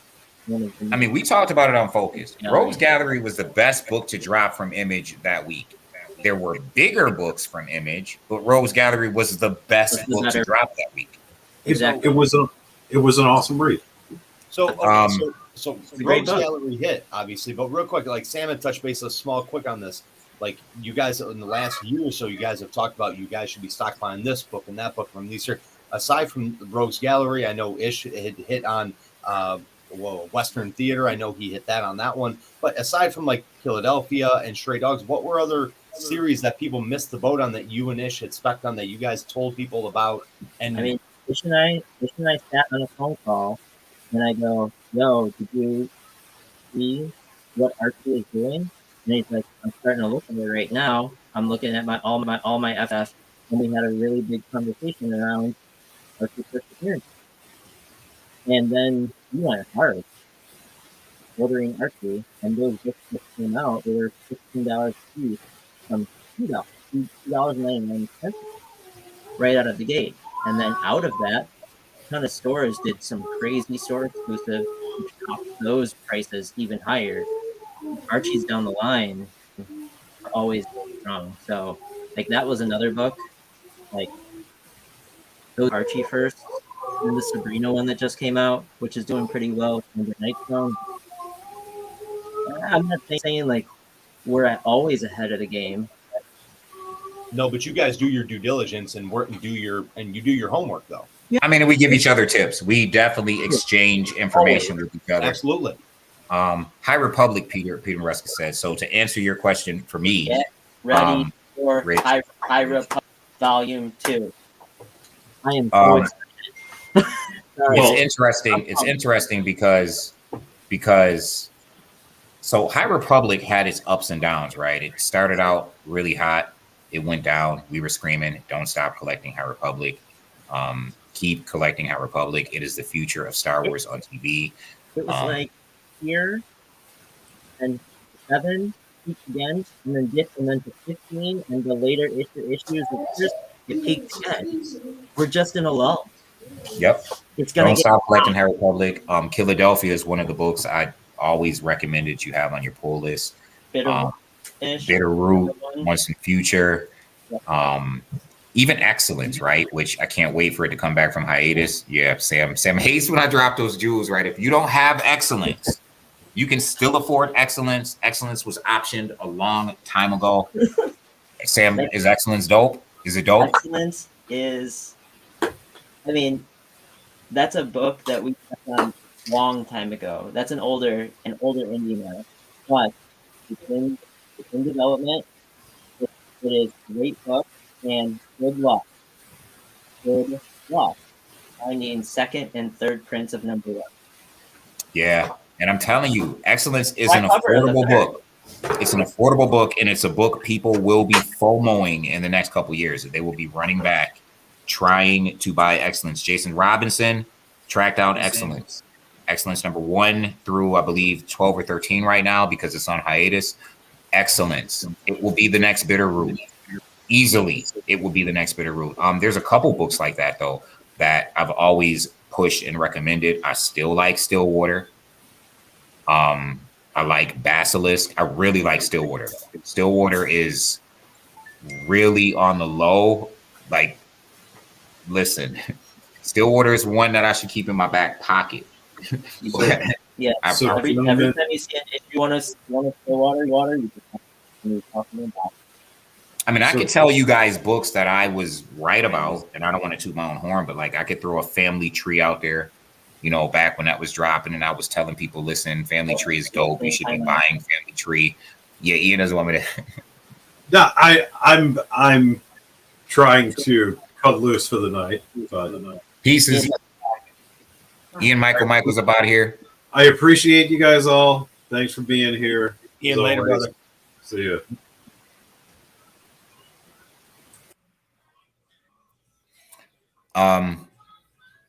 What are some other books that we like that we think are investment worthy books that are affordable? Teenage Mutant Ninja Turtles is easy. Radiant has gone down in price, so I just keep buying. Yeah, me too. Ordinary Gods. I really like Ordinary Gods. Really like Ordinary Gods. Department of Truth, a low. Department of Truth number 1s. If you're not sitting on a stack already, right? You probably should be, but if you're not, 1 through 5, especially number 2. Yeah, 1 and 2, I think are the books. I mean, it was picked up by the team that did Chernobyl on HBO. When this show hits, dear God, and you can get 9.8s. I've seen them at auction go as low as $30. That's insane. And to There's one for speak to Jay's point, this is the reason why. This is the reason why I keep screaming monstrous till I am blue in the face. Yeah. I have every issue of anything in print of monstrous. I have it all. I have everything in print. That's why we're so high on Grimm too. Yep. That's why we have a bunch of Grimm. Eve. If you haven't gotten Eve, go get her first arc. Go get everything from Eve. Go get the mini deaths of Layla Starr. Got it. Go get all of that stuff, but Eve for sure. Yeah. I told you Eve was coming back. It was so good. It was too popular. Eve was coming back. One thing I was really high on, except she decided that already expensive-ish. Which one? Those variants are hard. The 1 in 50 was never cheap. I don't have 1. 1 in 50 was never cheap. I love that book. There was a book I really, really, really loved. I thought it would have had great potential had she brought back the second arc, which she intended to do, but she announced a couple months back on Twitter that she's just not going to get to it. It's Mirka Andolfo's Mercy from Image Comics. Mercy was phenomenal. She's just not going to get back to it, which means it's pretty much dead in the water after the 4 or 5 issues. But it was a beautiful book, great story. Had tons of potential had she been able to get back to it, but she's just not going to get back to it. She's doing too many other things. So that one's off the table. But I mentioned Stillwater for a reason. Stillwater has a great premise, and it's something that is very easy to translate to television. Another book that people are sleeping on that came out with a lot of fanfare that people are certainly sleeping on. I'm not a big fan of it either, but because people are sleeping on it, even though when it came out they weren't, is Undiscovered Country. Listen, Undiscovered Country is still going. It released option. People aren't ordering it anymore. Yeah. So those circulated runs are low, and it released option. There was a lot of hype behind it. Scott Snyder. I mean, there should be hype behind him. You know what I mean? I mean, his last 2 books have been optioned. Dark Spaces, Wildfire. Two of his last three books, Dark Spaces, Wildfire, and Noctera. So, I mean, there is a lot of hype behind Scott Snyder, but Undiscovered Country is still just chugging away. It's at issue like 23 right now. Noctera has cooled off too, and a great time to buy. Yeah. And it's interesting because Noctera is on hiatus. So now's the time to snatch up Noctera. You should have We Have Demons.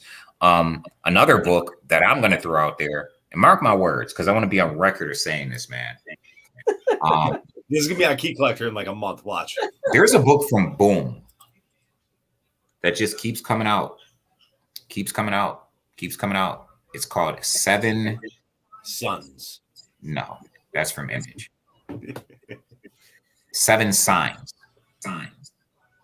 And it just keeps coming out consistently under everybody's radar, just like we only find them when they're dead. When did it come out? It keeps coming out consistently under everybody's radar. This keeps coming out, keeps coming out. These are generally the ones that get rich in story that people say, hey, wait a minute. Yep. Wait a minute. I got something. I've been can option one since they came out. I'll buy every issue. Yep. We only find them when they're dead. Every issue. Yep. Quietly. I don't even promote it, or I just buy it. Every issue. Beautiful book. I love L. Ewing. Like, love L. Ewing. So, there's another series of books that came out a couple years ago. It's actually one series called Beautiful Book, done by Jonathan Hickman for Image Comics. Had 8 issues. It's called Decorum. Yep. Beautiful, beautiful book. Peter Rusker said he loved We Have Demons. I really liked it. I wish it was longer. It's coming back. I know, but they moved through the story so fast. It felt even faster. And what was that other book that I loved that I felt went too fast? Reborn from Image. An Image? Yeah. It's an older book. That's Option. It's another book I really like, but it was just so fast. I loved it. And I love the world that they built. But man, I wish we could have got a little bit more there. Nice House on the Lake. Did that wrap up? And did it finish as strong as it started? I think it's still going. The delay killed me too. I mean, number 1 was really strong. It's a really strong book. Up until the hiatus, I thought it was really strong. So it's still going. It's not done. He finished his run on Joker, but he didn't finish Nice House. That's interesting. So yeah, man, some other books. I like 20th Century Men from Image. So there was a comment from Jason Robinson about stories with female leads.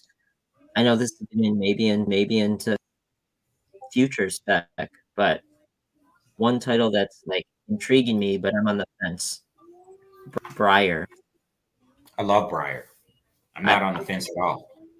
I think it has a lot of potential. I'm hearing that it's a mini, so I know that the boom starts anyways, but the price is pretty awesome.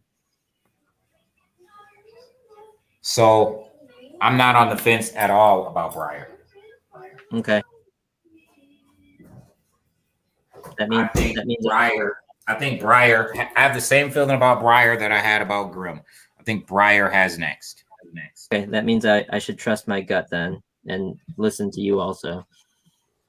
I like Briar. Looks good. Just make sure you have the A cover. I know. Well, the you know what I'm saying? high, that's what makes me a little nervous. What's that? The ratios are high, like the prison sketch and prison color. Like you. There's a 75. Yep. Yeah, that book drops this week, coming up. Drops this week coming up. It looks really good. Prison covers. I really, really like Briar. But I do think. I can't wait to read it. Say again. I can't wait to actually read it. It sounds like it's going to be a really The problem for investment purposes, right, is Boom doesn't do the same thing that Image does, right? Boom doesn't.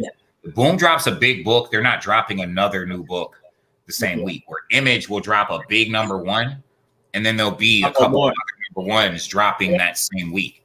I really like 20th Century Men from Image Comics. Issue number 2 just dropped. I really like that book. I think there's a lot of potential there. I think there's a lot of potential in the Geiger verse as well. We're getting another book. We book. haven't talked about in a while, but they were really high on. Say again? That's one that we haven't talked about in a while, but we're really high on.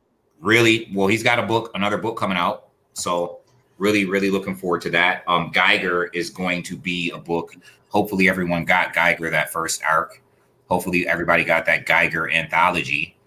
Hopefully you got the anthology of that run, because that anthology, tons of first appearances in the Geiger verse, tons. And like Sam said earlier, Noctera.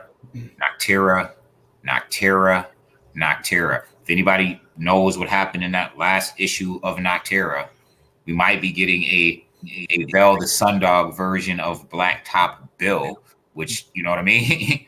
That's going to make that a mega key book.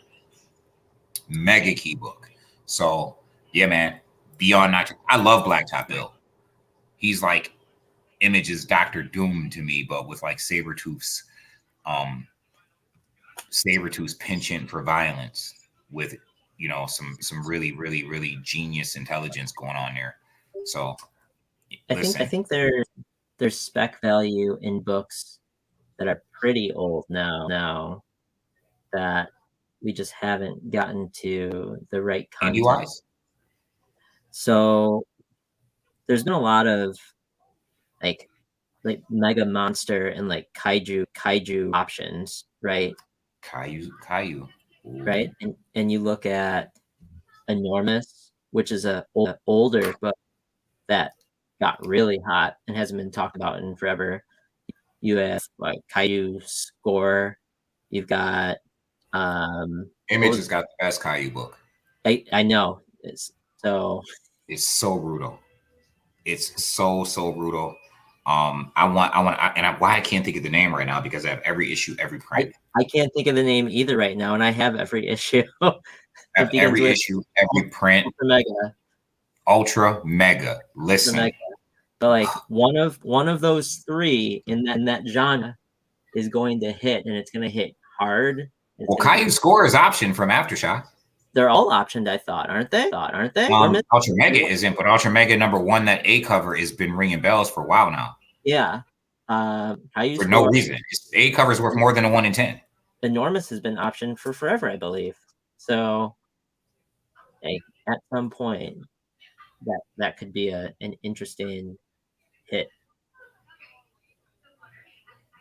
I know CXS spec'd on Deadliest Bouquet, Don't Sleep. What other stories have a legit 007, John Wick, Kingsman, bad A, women heroine stories are in motion picture format? That's worth watching. A good Charlie's Angels.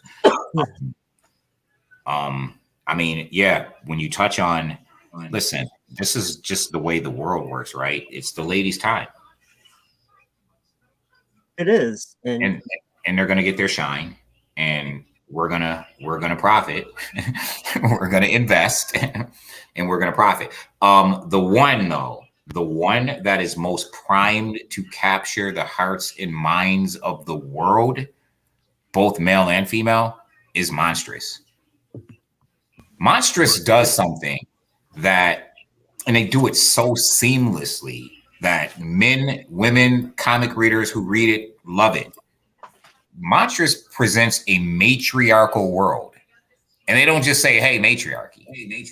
You're just 7 issues in, and you realize that it is a matriarchal world with like these women that are totally bad apples. Like, you just realize it. You just looking like, oh, it's done seamlessly, and it is dope. It's really, really dope. Monstrous is the story that could translate to the big screen in the style of Game of Thrones. Like that type of budget, that type of production. Yeah, man. Yeah. Monstrous to me is the one that is going to, because, you know, you're going to have the arguments. You're going to have the politicized opinions over, you know, we already know. We're not going to go into that because that's not what we do. What I'm telling you is Monstrous is the one that is going to blur those lines and bridge those gaps and open those doors. Like Monstrous is the one. When it comes, when it comes. Yeah, and I completely agree with you, like wholeheartedly. I think everyone needs to know that there's some windows on these books too. So, like, you better be ready to move. Sometimes that means grading early. Sometimes it means selling raw and not being able to grade. You know, to know when to move it to capitalize the most. Because just because the option happens doesn't mean it's going to come to fruition. So, Right. Not everything can become an actual, property that you watch. Some stuff sits around Hollywood for years. Or sometimes they like, sadly, Paper Girls, and they're canceled after the first season, and the story doesn't. They cancel Paper Girls? Yeah, man. Why would they do that, man? It was I so know. Good. It's so good.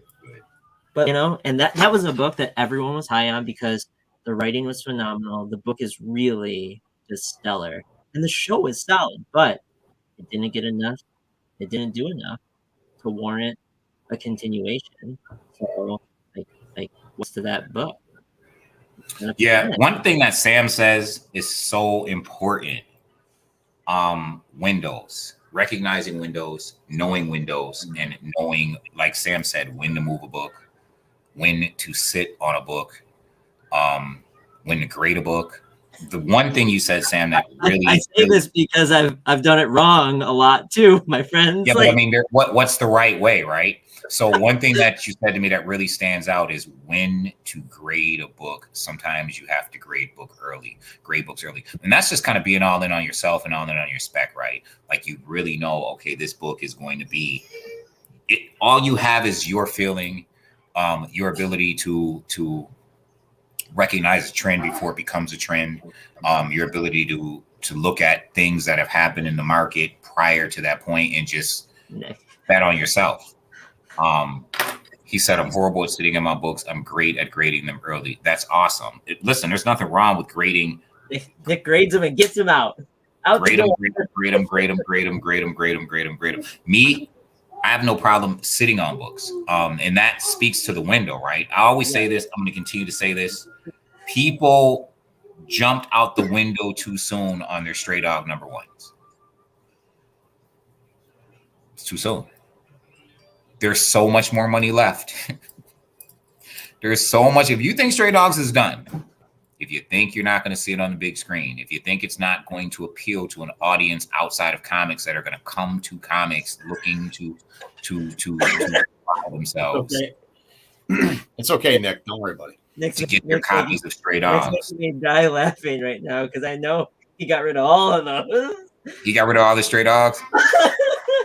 Nick, don't feel bad, bro. I sold okay as long as you made loot. I still have another run, but I sold a run, so it's cool. It's cool. I get it. I'm just saying. I'm not talking about Dog Days. I'm talking about that original run of Stray Dogs. He's talking about the original run. Yo, there's still so much money on the table. The thing about that Stray Dogs run, and this is what I try to tell people because I really, really evaluate this because I spec'd on this book. Well before it came out. When I saw the trailer, I was all in on the book. And it's on record on comiXsense. I was all in on Stray Dogs. I didn't enjoy the book until issue number 3, but I definitely spec'd on the book and was high on it before it came out. So, I was in a position where I ordered the book. I talked to other shops who ordered the book at the time because everybody under ordered. And what I mean is, people ordered that B cover like crazy and left that A cover on the table. Even though the A cover is what got you the acetate, they generally ordered themselves enough to get an acetate and moved on, 2-to-1 B covers, easily 2-to-1 B covers, easy 2-to-1, and then blanks. Cause it also had a blank that went back to print. This matters, right? The first time they do a signing, It's the first ever blank that goes back to print. Ever in the history of comics, a blank sketch cover goes back to print. So with the exception of errors, right? Those glossy cover errors. So you have a situation where at the end of the day, the A cover surpassed the B cover because the A cover is it's just a rarer cover. It's just not as available as the B cover. But the thing about this thing, the thing that I was really high on is that it released option. And after watching the trailer, I realized this thing is going to appeal to such a broad audience outside of comics when it gets optioned. Like everyone who watches it, just the premise alone is going to draw you in. It's Disney meets, you know what I mean? Like it's a murder story in a Disney format. Listen, it's going to appeal to such a broad audience. There is no way there is going to be enough supply to meet the demand when those people, you know, people who discover that this is a comic book property want to go and own it just for a cool factor. You understand what I'm saying? Just for I love Shadecraft. I'm glad you said that. I like that. There you go, Nick. Yep. Nick is high on Shadecraft. I just finished off a second run of Shadecraft. I love Shadecraft. Yeah, me too. I have a few runs of Shadecraft. Yep. Nick, if you made money, you made money. That's what it is. You made your money. I'm just saying there's a lot more money left in Stray Dogs. Like a lot of money left in Stray Dogs. When that thing gets optioned, we are going to get customers coming into this market looking for that thing, and there will not be. You thought something is killing the children when it hit that there wasn't enough supply of them A covers to meet demand. Wait till you see Stray Dogs. I'm sitting on Shadecraft too. Ish, do you think is it going to be the A cover of #1 for Stray Dogs that everyone's going to want? It's always the A cover, Rich. I know you always say that. Always the A cover. I guess the only reason I asked that is because you've got a lot of horror nuts out there that really love that B cover. They really did. And I know the B cover. I think there will be a demand for those horror covers from people outside of this medium for sure. Like it's a different B cover situation than we've had before because it fits genre. You know, I agree. I think the A is still the stronger of the covers, but I do agree with you that it's a different situation than the B cover instances that we've seen. You're gonna have horror fans who want to collect those B covers that aren't comic fans, but that come in and want to collect those B covers. Yep, and it's a completely different market, which is cool. That's why I think Stray Dogs has still a ton of meat left on the bone and a ton of potential, because for the fans of just the show in general, A covers and comic fans, like A covers are strong, but like people looking for like the horror aspect, they're gonna want all of those homage horror covers. So what's going to happen is the A covers are going to be, the B covers are going to become more collectible. The A covers are going to become more valuable. Nick, I'm glad that we're in you so much, and I'm also glad that we're saving you from mystery boxes tonight. The B covers will become more collectible, and the A covers will become more valuable. And the reason why I say that is because many people are going to be comic people are going to buy A covers. People coming into the community outside of the community to purchase are going to buy the horror movie covers, and there are more horror movie covers available than there are A covers. So the value is going to be in the A covers, the collectability is going to be in the B covers. But you'll see the B covers, people will be selling them because people bought tons of them. You understand what I'm saying? People bought tons of those B covers because they were buying covers based on, you know, it's a cool. I don't know how many times I've talked to dealers where they're like, well, it's the cooler cover. And I'm like, yo, cooler cover is subjective. It's always subjective. Like, what do you mean? That's your opinion that it's a cool cover? Listen, I'm going to say it again. If I had to choose between Hella Risen cover A and cover B looks way better, I'm taking the A cover right now today. I'm taking Hella Risen #3 cover A right now. Which cover are you taking? You got them both. I'm just saying, the B cover's a better cover. It absolutely is. It absolutely is. But it ain't a better value like at all. It's always the A cover. Nick's Friday night, step one, girlfriend goes to work, baby goes to bed, ball out on Whatnot mystery boxes. You be buying mystery boxes on Whatnot? Yo, he's been hitting though. So he's been buying Whatnot mystery boxes. So Nick, man, what's been a big thing that you got on your mystery box, Nick? Tell him, Nick. No, okay.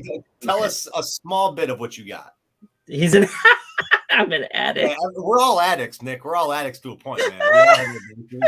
But like, okay, don't say like your biggest hit, but what's like a good book that you got out of your head? Tell the big hit. Well, you just told them not to. You know, we were joking about it because he's like, yeah, I'm not going to go back in on this auction, blah, blah, blah. Like, wow. And then we're talking about what the price of these mystery going for. He's like, I'm going in. Then he hits on the first one that he went and bought. It was incredible. So they got an X-Men 244-98. Nice. Yeah. And then the D23, that the Mickey book, the 9.8 was his hit. Which one? The Marvel Comics 1000. But which one? The Mickey. Yeah, but which Mickey one? There's a couple. It's the actual, like that D23, the first Expo one. The Humberto Ramos one? Like the big one? And all of that. Like, went in, bought a mystery box, boom, $1,000 book. We were like, how much are these mystery boxes? I was about to say, like, what? They're not $95. I'll let Nick share all that. I mean, it's on Whatnot. Like, Nick, real quick, how much are these mystery boxes, man? They get up there, guys. They get up way there. too much. I mean, was it at least worth your investment on the X-Men 244 on that first Jubilee? We are saving Nick from mystery boxes tonight. That's why we are here. We are here every night for Nick. I mean, are we calling the first Jubilee a big X-Men key? Well, I think so. It is now. I love Jubilee. I love Jubilee too, and it went from. Well, you would. When I first started collecting. Again, that book was a $5 book. Nice, Ish. I see what you did there. Don't give me. Y'all gonna take me the wrong way. That's not what I meant. Like, it's because they're both shorter, right? They're both shorter. I get what you're going with, Ish. Wow, man. Ish is being so PC right now. That's a bad guy. It's not what I meant. YouTube land. That's not what I meant. That's not tonight. It's not. That's where we're at. They're both the same height. That's why. It's not what I meant at all. So it propelled itself. Like a couple of those X-Men books, you know, when I first started collecting again in like 2013, those were anywhere from, you know, $2 to $5 in bins. And now look at them. It's pretty awesome to see where the characters from our childhood have, like, they've grown into these keys that command pretty high dollars. So when you look at a book like 244, you can get that joint for like $20, right? For a long time. Yep. 15, $20 for a long time. 9.8s are a couple $100 now. Easy. It's crazy. like, wow. Yeah. First of all, I always loved the first appearance of Jubilee. Always thought it was a great book. There's some really great books between 200 and 300 of Uncanny X-Men anyway, when you're talking about first appearances, right? And some very underrated, slept on. There's more than that. There's big ones, but there's some slept on. Like you look at 210 and 211, like the first Marauders. No, it's going as far as $400 on eBay for a 9.8. Which one? 244. Yeah. And you and I looked at that a couple weeks ago. Yeah, and it was not $400 though. It was that right there. Nick just said he wants a first Firestar. Oh, yeah, but which one? Because I don't really like Spider-Man and Amazing Friends. I like. Really? No, I like Uncanny 193. Okay. I mean, I like them both. Yeah, Peter, we are too, buddy. At least I'm. That's gonna come, Peter. Nick, which one do you want? Though they're not unaffordable. the Amazing Friends comic or Uncanny 193. You can get them for under 50. You can get to 193 for like 25, 20 bucks. You get out dollar bin for like 10 bucks. Oh, he wants the Spider-Man and his Amazing Friends. Yeah, I prefer 193, but I do like Amazing Friends. But I prefer one on the Amazing Friends book. Say again? I love the cover on that Amazing book. Yeah, I also like Firestar's first solo too, the limited series. Yep. I agree with that. I bought that from Nick actually. Yeah, I got a few of them. Love that book. But like when you look at Uncanny X-Men 200 to 300, you got some sleeper keys. Sleeper keys like Uncanny 214. You know, that first Malice that no one is ever talking about. 215, the first Stonewall Crimson Saber and Super Saber and Crimson Dynamo. And then you got like, obviously you have your 221s, but then you have your first Gateways and Uncanny 228. You got I love the character Gateway. Yeah, you got the first Reaver. I'm talking about the ones that people sleep on. Mikkel, Rasputin, and Uncanny 285. Like you got like these are sleeper books that are so affordable.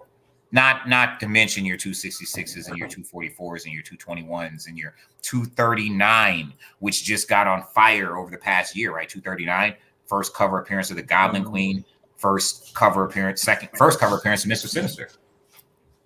Can you hear me? It said I lost my mic lost connection. No, we got you. Okay, cool.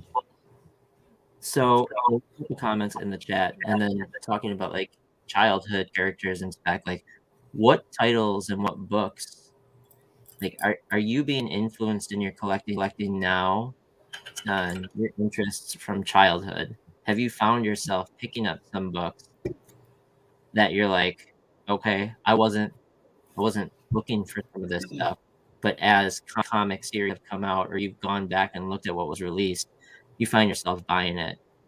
I have people in like a comic circle who have been buying things like Darkwing Duck, Gargoyles, like Voltron, Transformers, like personal stuff, which honestly is starting to skyrocket too. But what are those things for both of you? What are those things for the people in the chat? I'll tell you some of mine after I hear from you, but like that's my question is. Well, I'll answer your question, but I'll answer it differently. Yeah. This isn't for me. This is something from my childhood that was important to me, but it was so important to me that I sought it out. It wasn't something that I saw in my hand and was reminded of my childhood and intended to buy. I sought it out, and it was the last Unicorn run. I think that was something that was very important part of my childhood. And so when I found out that that book was made into a series from IDW, I sought out putting together that run. But there are other things like you mentioned, Darkwing Duck, anything that I enjoyed in my childhood, Masters of the Universe, that I really enjoyed and had real meaning for me. I generally, if I see it, I'm going to buy it. Yeah, I would agree with Ish. I mean, I'm pretty much there now. A post from you two, and I'm sure what the rest of the comic book, community and crowd that's watching us and listening to us. I never read comics. Like the only book that I ever held as a kid was The Death of Superman when I was 12 years old, and that was it. And then nothing up until when COVID hit, and then I met Ish and I met you, Sam, and then things totally changed. But I got every single book of that as an homage, like, oh, this is the first book I ever held, never opened it, but I got every print of it. And then since then, kind of like what you both are talking about, Darkwing Duck, Ren and Stimpy, Powdered Toast Man, I'm trying to think Batman Adventures, Simpsons, I mean, you go Roger Rabbit, things that were iconic to me as a kid. Ren and Stimpy, I mean, Beavis and Butthead, these are books that Gargoyles, that I remember watching as a kid and not knowing that there was a comic, and then talking to you two, and sure enough, there are these books out there. It's a rabbit hole. Yeah, It is a rabbit hole. It absolutely is. Before Sam drops his, also,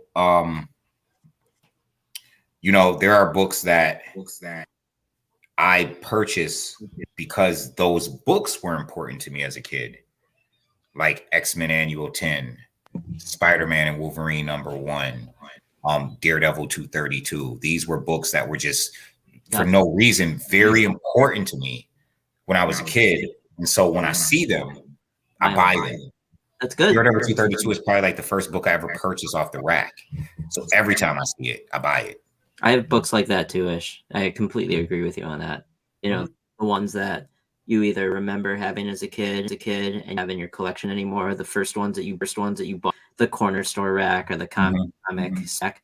Like every time I see some of those in high grade, for instance, like Batman 497 through 499, those were the first Batman books I ever read. They were dark, so I don't know why I was in those, but they got some gruesome covers with Two-Face on them too. But I mean, Long Shot number 1 is another one for me. For one, I fell in love with Art Adams. 2, it was so when I was a kid, you bought books for cover price, which wasn't much, and you got a big discount in the whole nine.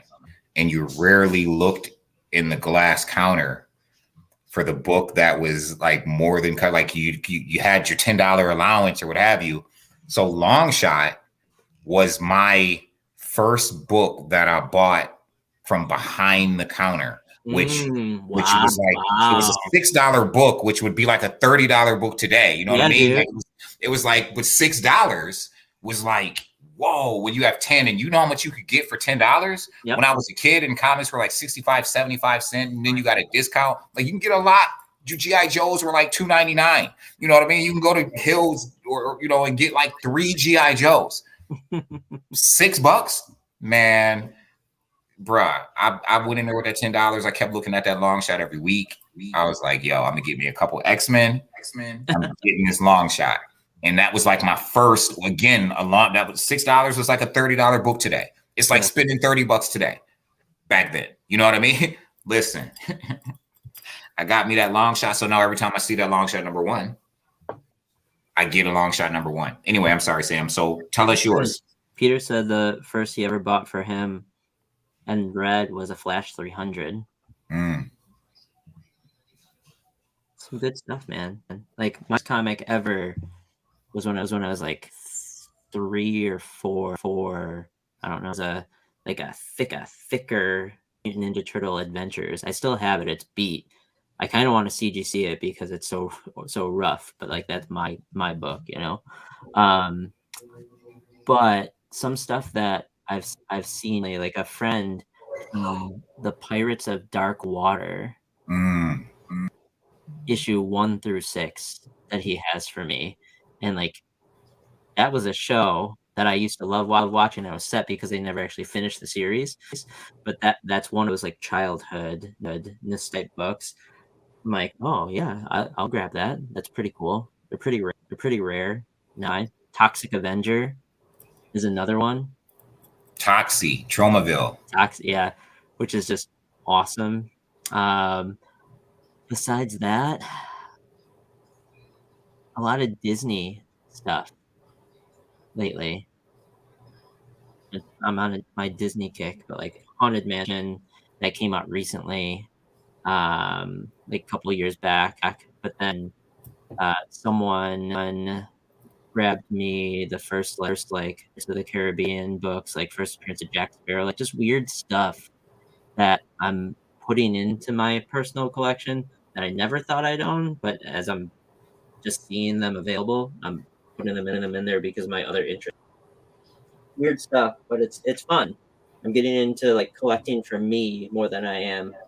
Well, maybe not more than I am collecting for the spec, but you know, really going after just some straight personal stuff lately. I mean, I always do that. There's stuff that, well, you know, I don't really sell books, but there's stuff that, like my last Unicorn run, I will never sell. My Monstrous run, because how much I personally enjoy that. But like Monstrous to me is just the best. I read the hardcover on the 6-hour drive here tonight. You know what I mean? Like it's just, I love it. It's something that I love it so much I couldn't bring myself to sell it.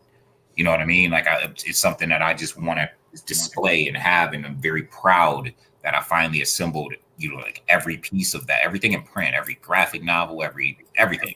I think I'm missing like a second print of the first volume of the trade paperback. Oh, you know what I mean? Like I have like the third print, the fourth print, the first print. I think I'm missing the second print. I'll take a look at mine here and see what print it is. Does it say on the cover? On the inside back cover. Inside, okay. Yep. It tells you a print. But like I have so many. I mean, dude, if you saw my unboxing of Monstrous, like I got everything, dude, everything. All 3 Turkish covers, everything. I think we have a total of 4 number 1 second prints now. What? Yeah, we have 4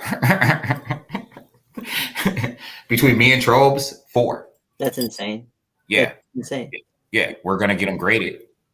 Yeah, we're definitely getting graded. We have 4 number 1 third prints. What? Yeah, 4 number 1. Yeah, bro. Like everything in print. Shout out to Wilton Negrin on those, by the way. Like, yeah, we bought everything. We bought them out of Monstrous. We bought everything they had. All the trade paperbacks, everything they had. We bought them out of Monstrous. So we're gonna send those 4 second prints to get graded.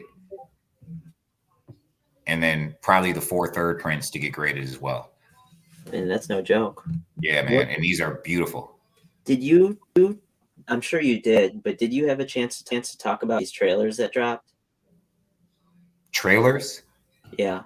Oh, you're talking about the recent trailers that dropped. We didn't talk about it at all tonight. You came on right after minutes after we came in. No, I didn't know if you talked about them on any of your other streams. Nope. No. I mean, your reaction to some of these, like specifically Werewolf by Night, which has me the most intrigued. So I've been out of touch. I just know that they dropped. I haven't been able to watch anything over the past week and a half with certain issues that have happened in the family. You know, something with my niece, and now I'm here for a funeral tomorrow. So, yeah, it's all good. So I just kind of been out of touch. Okay. Yeah, I mean, I feel that I've been out of touch too. Work has been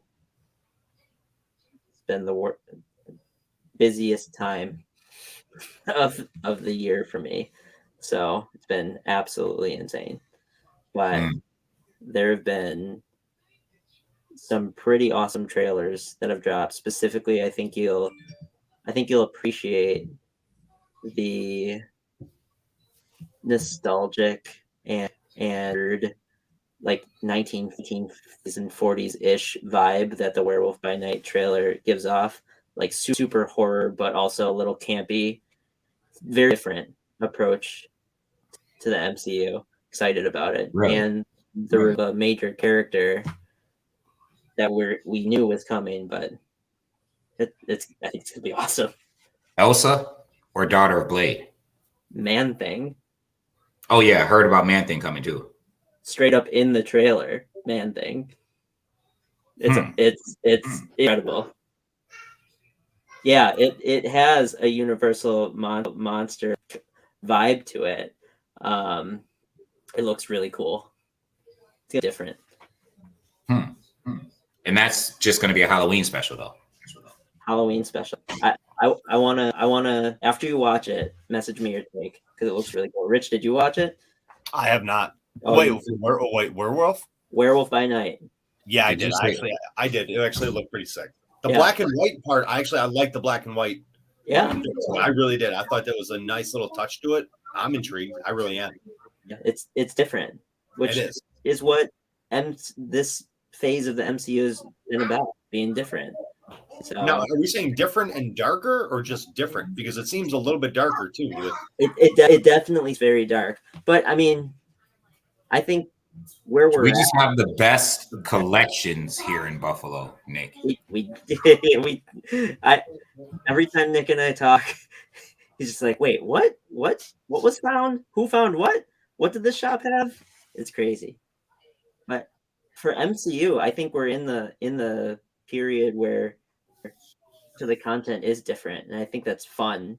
I don't think we've received the best of the MCU content, but it's definitely appealing to so many different audiences, and we're getting different takes. So it's been exciting. So, guys, I hate to do it. We got to get ready to wrap it up because I obviously have a funeral in the morning. As you see, the hotel vibe behind me. So My I gotta- condolences, Ish. yeah, my yeah. condolences for you It is and what it is. family. Definitely appreciate it. I want to encourage everyone to like and follow comiXsense. See that scroll at the bottom of the screen on Facebook and join our comiXsense Facebook group. Check us out on YouTube. Subscribe to the channel. Find us on Instagram and find us on Twitter. On YouTube, give us a thumbs up or thumbs down. Thank you, Peter. Appreciate it. Give us a thumbs up or give us a thumbs down. Do something. But yo, go to YouTube, subscribe, click the notification bell. I will be back Sunday for the hashtag All of the Spec pregame show. After or before the Bills game. Probably before the Bills game. I'm going to let everybody, Comic Sam, and I'm going to let Rich Doesn't Read say their last piece, and then we're going to get up out of here. Bye. I just had a lot of fun.